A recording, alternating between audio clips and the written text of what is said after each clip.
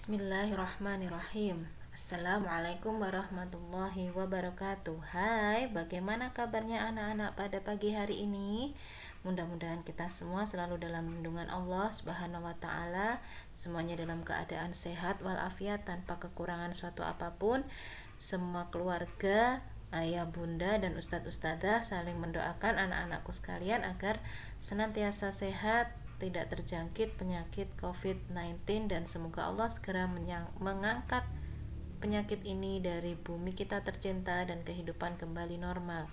Allahumma amin. Bagaimana kabar Idul Adhanya? Mudah-mudahan semua berkah ya, dan masih menikmati dagingnya. Baik, hari ini kita akan belajar tentang sejarah kebudayaan Islam bab yang kedua. Di bab pertama kita telah belajar tentang Maulana Malik Ibrahim. Di bab kedua ini kita akan belajar tentang Sunan Ampel. Siapa beliau? Beliau dikenal juga dengan nama Raden Rahmat. Baik, lebih jauh kita mengenal beliau. Asal usul Sunan Ampel.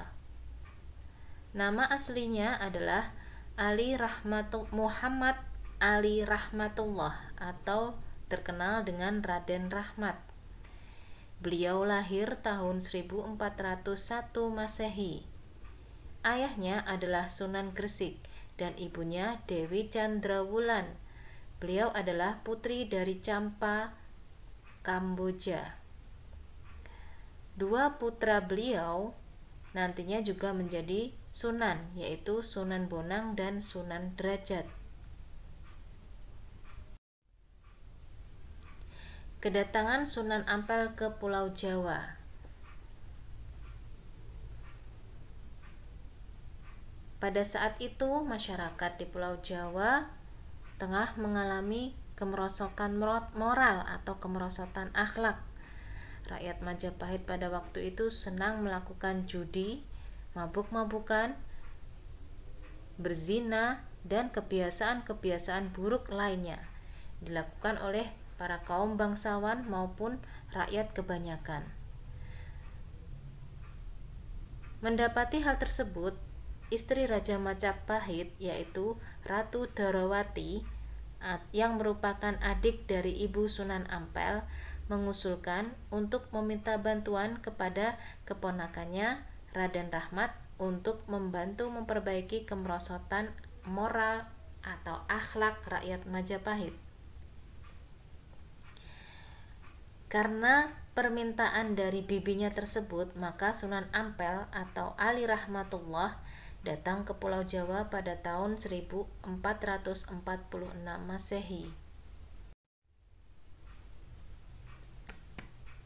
Kedatangan beliau ke Majapahit atau ke Pulau Jawa merupakan salah satu bentuk dari dakwah Sunan Ampel.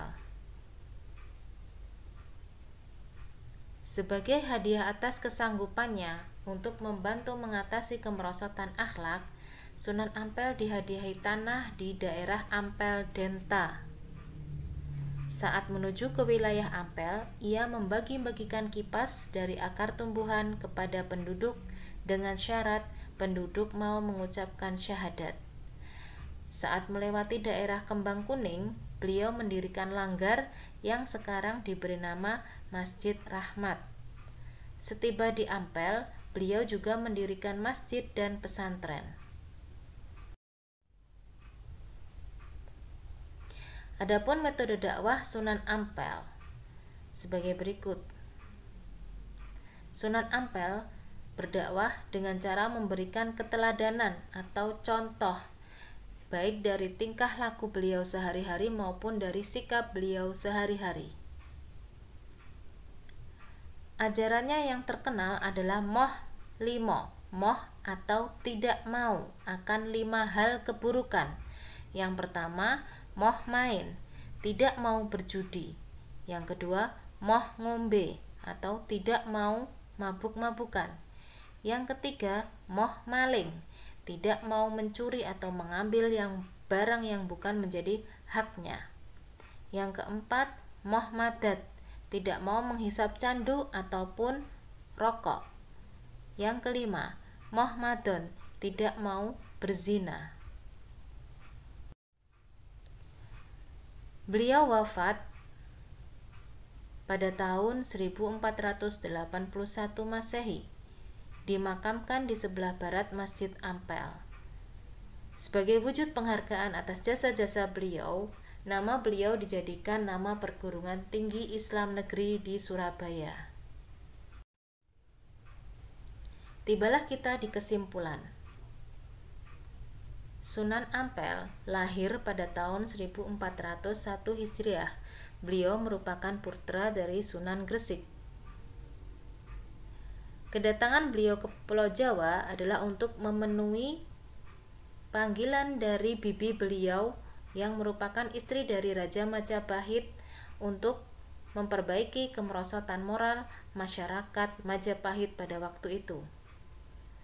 Ajarannya yang paling terkenal untuk memperbaiki kemerosotan moral adalah Moh Limo, yaitu menjauhi atau tidak mau melakukan 5 hal keburukan.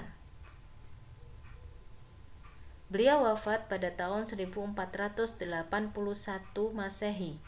Makam beliau di sebelah barat Masjid Ampel. Untuk mengenal jasa-jasa beliau, nama beliau dijadikan nama Universitas di Surabaya yang biasa kita kenal dengan nama UIN Sunan Ampel Surabaya. Demikian penjelasan bab 2 kali ini. Tugas kita adalah bacalah materi di LKS bab 1, 2, dan 3, lalu kerjakan latihan di halaman 37 sampai 38 ROM 1 dan ROM 2. Jangan lupa foto hasil pekerjaan kalian, lalu kirim tugas kalian di Google Classroom di bagian tugas kelas atau classwork. Waktu pengerjaannya sampai tanggal 12 Agustus 2020 atau 1 pekan dari sekarang. Selamat mengerjakan. Alhamdulillah, terima kasih. Semoga Allah merahmati ilmu yang kita pelajari hari ini. Wassalamualaikum warahmatullahi wabarakatuh.